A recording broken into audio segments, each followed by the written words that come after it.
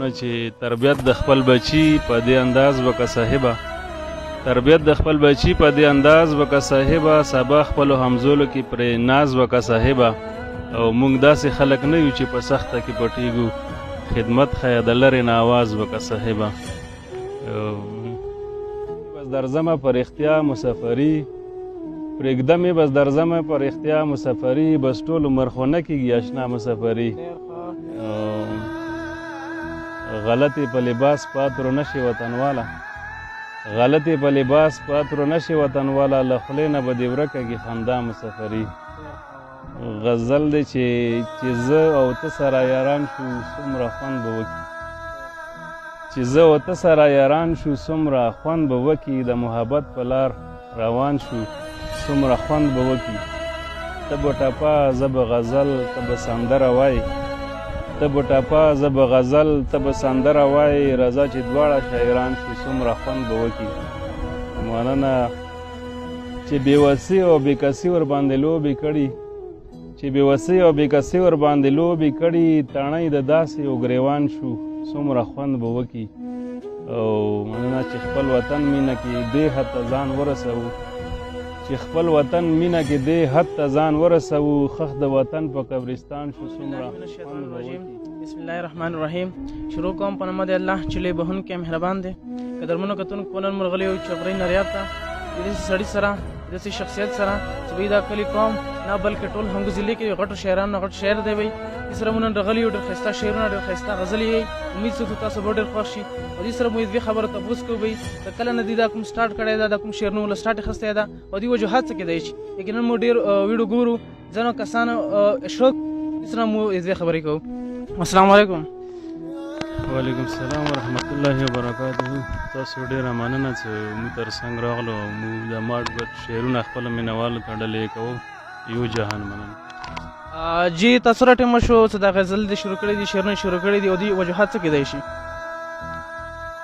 ما خو شاعري مخکې کوله 2008 کې م شروع کړي وه، بیا م پرېښله، بیا 2016 کې م بیا ادب سره تعلق شروع شو او ادب والا شاعري مې شروع کړه.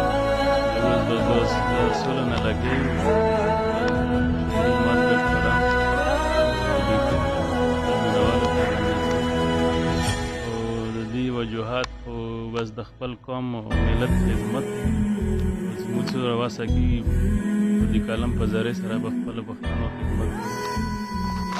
جی اوس څه نوي شعرونه نوي غزل تیار کړي دي بهی؟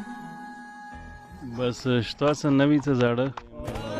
زړه کېږي ملګرو ما بغیر له تاسو نه کېږي ملګرو، محفلونو ته مې زړه کېږي ملګرو ما بغیر له تاسو نه کېږي ملګرو، د پردي وطن پردو سره مې ژوند دی دلته ژوند ډېر عجیبه کېږي ملګرو، د پردي وطن پردو سره مې ژوند دی دلته ژوند ډېر عجیبه کېږي ملګرو، د کالونو جدایي راپېښه شوي نه پوهېږم وړاندې څه کېږي ملګرو.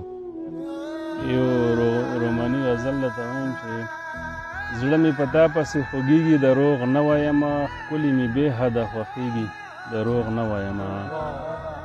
مننه. زړه مې په تا پسې خوږېږي دروغ نه وایمه، ښکلي مې بې حده خوښېږي دروغ نه وایمه. تا هم راوکتل ما هم سترګې درواړولې، تا هم راوکتل ما هم سترګې درواړولې، مینه له مینې پیدا کېږي دروغ نه وایمه. مننه. نظر پرې یوساتو که سترګې الله دوره کړي، نظر پرې یوساتو که سترګې الله دوره کړي، یاران مې وار په وار یادېږي دروغ نه وایمه. مننه. زه خپله ګټه او تاوان تر اوسه نه پېژنم، زه خپله ګټه او تاوان تر اوسه نه پېژنم، فاني دنیا ده پاتې کېږي دروغ نه وایمه. په پښتنو باندې دا سختې ملنګیا راوینم، په پښتنو باندې دا سختې ملنګیا راوینم، زړه مې لمبه لمبه سوځېږي دروغ نه وایمه.